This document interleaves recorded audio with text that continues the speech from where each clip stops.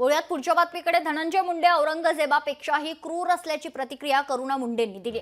धनंजय मुंडेंनी बहिणीसोबतही खरंतर चुकीचं कृत्य केलंय. बहिणीवर अत्याचारानंतर मी आत्महत्येचा प्रयत्न केल्याचं करुणा मुंडे म्हणाल्या. या प्रकारानंतर आईने आत्महत्या केल्याचंही त्यांनी यावेळी सांगितलेलं आहे. तर आईच्या आत्महत्येला धनंजय मुंडे जबाबदार असल्याचं म्हणत करुणा मुंडेंनी धनंजय मुंडेंवर हल्लाबोल केलाय. यानंतर धनंजय मुंडेंची आमदारकी रद्द झाली पाहिजे अशी मागणीही करुणा मुंडे यांनी केली आहे. दरम्यान या संदर्भात करुणा मुंडे यांच्याशी संवाद साधलाय आमचे प्रतिनिधी भूषण शिंदे यांनी.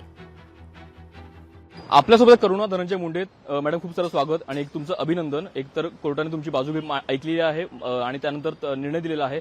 कसं पाहता या निर्णयाकडे? या निर्णयापासून तुम्ही समाधानी आहात का? समाधानी आहे मी, आणि जसे की न्यायाधीश साहेबांचा मी खूप मनापासून आभार मानते. त्यांनी खूप चांगला निकाल दिला आणि त्यांनी सांगितलं की लग्नचेही नाते होते आणि जे आमची लिव्हिंग स्टाईल आहे ते आमच्या जे रेहना सहना आहे ते जसे माझे नवरेचे आहे तसंच व्हायला पाहिजे. खूप मोठी गोष्ट आहे माझ्यासाठी. त्यांनी एक महिलांची बाजू बघताना असा निर्णय दिलेला आहे. खूप खूप आभार त्यांच्या. डोमेस्टिक व्हायलन्स काय काय केलेला आहे, जसे माझी आईची आत्महत्या झाली, मी स्वतः विषप्राशन केला होता, ज्याच्यामध्ये 5 दिवस मी CHL अपोलो हॉस्पिटलमध्ये होती.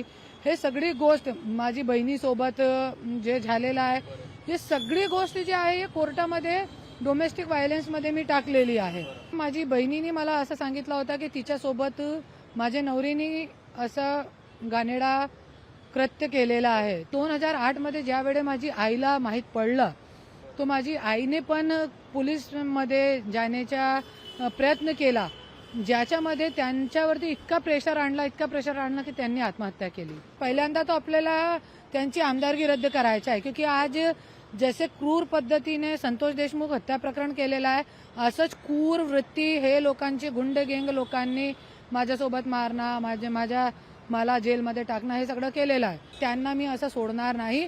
ते सगळ्या लोकांना मी धडा शिकवणार.